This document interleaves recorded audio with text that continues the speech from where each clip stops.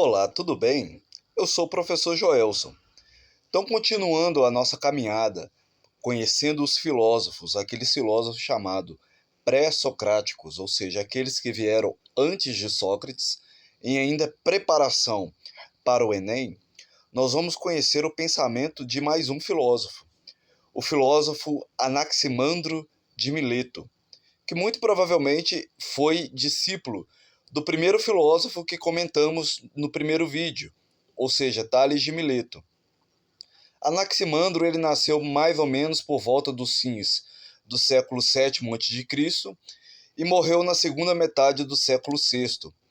Ele chegou a elaborar um tratado sobre a natureza, do qual chegou até nós apenas fragmentos, ou seja, a gente não tem a totalidade dos escritos de Anaximandro. No entanto, a gente precisa saber também que trata-se esse tratado sobre a natureza foi o primeiro tratado filosófico do Ocidente e é o primeiro escrito grego em prosa, porque essa nova forma que a gente sabe que os gregos eles gostavam muito de poesia, né, escrever com a métrica bem definida. Porém, essa nova forma de composição literária ela se tornava necessária porque era preciso que o logos ficasse livre do vínculo da métrica e, sobretudo, do verso para tentar corresponder plenamente às suas primeiras instâncias. Anaximandro, sobretudo, ele foi ainda mais ativo na política do que o próprio Tales, né? Temos de fato conhecimento que ele chegou até a comandar a colônia que migrou de Mileto para a Polônia. E com Anaximandro também, a problemática do princípio ele se aprofundou.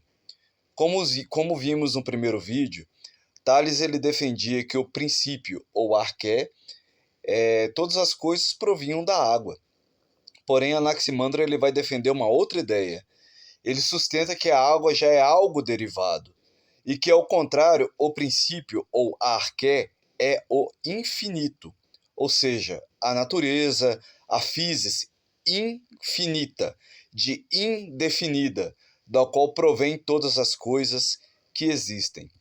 Então, esse termo usado por Anaximandro é o apeiron, que significa aquilo privado de limites, tanto externos, ou seja, aquilo que é espacialmente e, portanto, quantitativamente infinito, como internos, ou seja, aquilo que é qualitativamente indeterminado. Precisamente por ser quantitativo e qualitativamente ilimitado, ou seja, sem limites, o princípio ou apeiron pode dar origem a todas as coisas, delimitando-as de vários modos. Esse princípio abarca e circunda. Ele também governa e sustenta tudo, justamente porque, como de limitação e determinação dele, todas as coisas geram-se a partir dele. Nele consistem e nele existem. Portanto, em Anaximandro, como em Tales, Deus torna-se o princípio. Ao passo que os deuses tornam-se os mundos, os universos que, como veremos, são numerosos.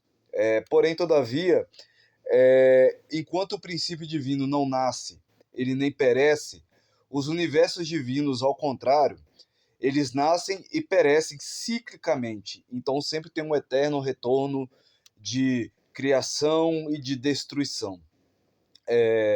No entanto, Tales não se perguntou sobre como e o porquê do princípio derivar todas as coisas e por que todas as coisas elas se corrompem. Porém, Anaximandro põe essa questão e responde que a causa e origem de todas as coisas é uma espécie de injustiça, enquanto a causa da corrupção e da morte é uma espécie de expiação de da tal injustiça.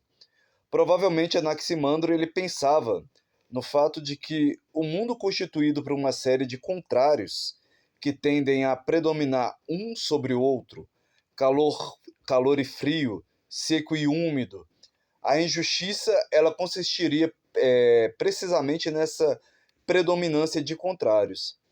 Então, nessa concepção, como muitos estudiosos do assunto notaram, parece que em Anaximandro houve uma inegável infiltração de concepções religiosas órficas.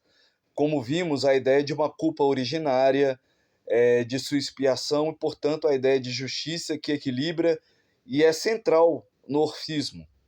Assim como o princípio ele é infinito, né, também os mundos são infinitos, conforme já salientamos no outro vídeo, tanto no sentido de que este mundo nada mais é do que inumeráveis mundos em tudo, semelhantes aos que precederam e aos que se seguirão, pois cada mundo tem nascimento, vida e morte, como também no sentido de que este mundo coexiste ao mesmo tempo com uma série infinita de outros mundos e todos eles nascem de modo análogo.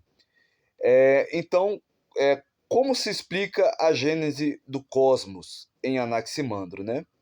Então vamos tentar explicar isso. De um movimento que é eterno, geram-se os primeiros dois contrários fundamentais.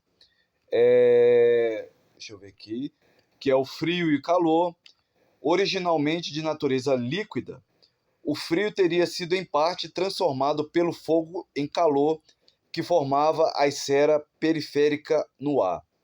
A esfera do fogo ter-se-ia dividida em três, originando-se a esfera do Sol, a esfera da Lua e a esfera dos astros. O elemento líquido, no caso, né, ele teria sido recolhido nas cavidades da Terra, constituindo-se então os mares. Imaginado como tendo forma cilíndrica, né? Então Anaximandro ele não pensava de forma alguma que a Terra era plana nem que ela era redonda. Ele imaginava a Terra em formato cilíndrico, né?